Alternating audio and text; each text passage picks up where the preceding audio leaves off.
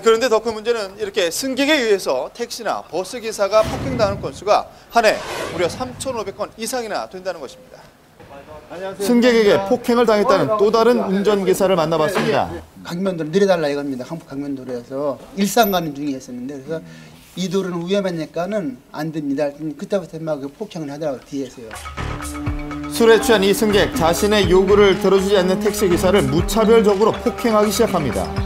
이곳은 차들이 시속 80km로 달리고 있는 강변북로. 손님이 요구한다고 해서 취객을 도로 위에 내려줄 수는 없는 노릇인데요. 하는 수 없이 계속 폭행을 당하며 위태로운 운전을 해야만 했다고 합니다. 성수대교부터 한강대교까지 계속 폭행을 했으니까요. 블랙박스를 빼가지고 이렇게 셔봤더니 80세대를 맞았다. 20여 분간 지속된 폭행에 정신이 혼미해질 지경이었다고 하는데요. 이해가 안 되네요. 사고 이후 택시기사는 몸과 마음에 큰 상처를 입었고 피의자는 결국 징역 2년에 집행유예 3년, 사회봉사 160시간을 선고받았습니다. 그런데 이런 기사에 대한 폭행은 당사자 간의 문제가 아니라 더 큰 사고로 이어져서 제3자까지도 피해를 당할 수 있다는 것입니다. 자, 승객에게 폭행당하며 운전하고 있는 택시기사. 위태위태하더니 결국 옆 차선의 버스와 충돌하고 마는데요. 폭행이 교통사고를 유발한 것입니다. 달리는 버스 안입니다. 한 남성이 버스기사의 머리를 때리며 운전을 방해하는데요. 자, 이 때문에 버스가 옹벽에 부딪히며 승객 11명이 부상을 입습니다. 버스 기사를 폭행한 승객 때문에 결국 인도로 돌진해버린 버스. 이처럼 아찔한 사고로 이어질 수 있어 주행 중인 운전자 폭행은 처벌이 더 무거운 것입니다. 운행 중인 자동차 운전자를 때리거나 협박하면 5년 이하의 징역형 또는 2천만 원 이하의 벌금형에 처해지고요. 만일 때려서 다치게 하면 3년 이상의 징역형에 처해집니다. 이와 같은 무차별적인 폭행은 어떤 이유로도 정당화될 수 없지만 일부 불친절한 운전기사들의 태도가 불신을 초래한다는 의견도 있었는데요. 승객들이 일상에서도 좀 불만을 갖고 있죠. 늘 불만을 갖고 있는데 그런 불만들을 아마 그렇게 좀 순간적인 화들로 연결이 되면서 이런 어떤 폭행 사태까지 빚어지지 않나. 실제로 서울시 택시 교통민원 신고 현황을 보면 지난 3년간 매년 4만 건을 육박할 정도였습니다. 승객들의 불만은 수그러들지 않고 있었는데요. 굳이 택시기사한테 불만인 건 되게 많죠. 막 돌아서 가기도 하고. 저희가 어리다 보니까 택시를 타면은 반말하는 점? 전화하고 있고 이러면 조용히 하라고 그러고 택시기사가 무섭죠. 딴 데로 끌고 갈까 봐. 승객과 운전기사가 서로를 믿지 못하고 있는 상황, 이들의 깊어진 불신을 해소할 수 있는 현실적인 대안 마련 필요합니다.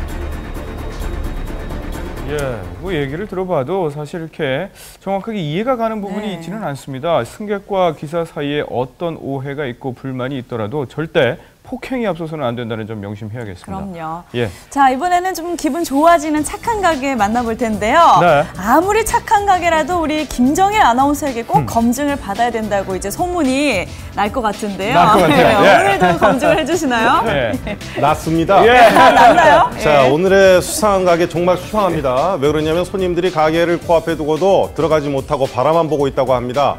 자, 여기 보이시죠? 이렇게 쪼르륵 앉아있는 이 모습이 바로 기다리는 모습인데요. 과연 이게 어떻게 된 일인지 저희가 직접 확인해 봤습니다. 가시죠. 맛집인가 봐요. 자, 만남부터 참 수상한 이 집. 테이블마다 웬 이름표를 붙이고 있죠? 예. 저쪽에 세테이블 18번 여기 앉으시면 돼요. 자리를 정해주세요. 해놨기 때문에 배정된 자리를 찾아온 손님들로 식당은 금세 10,000원을 이룹니다. 야, 신난다. 지금까지 제가 먹어본 중에 일이 많이 있던 집은 처음이에요. 이게 어마어마한 양이지. 이거 남겠어요. 이거 받아갖고. 뭘 이렇게 많이 드세요? 푸짐해도 너무 푸짐한 오늘의 주인공 바로 특대 사이즈 갈비탕입니다.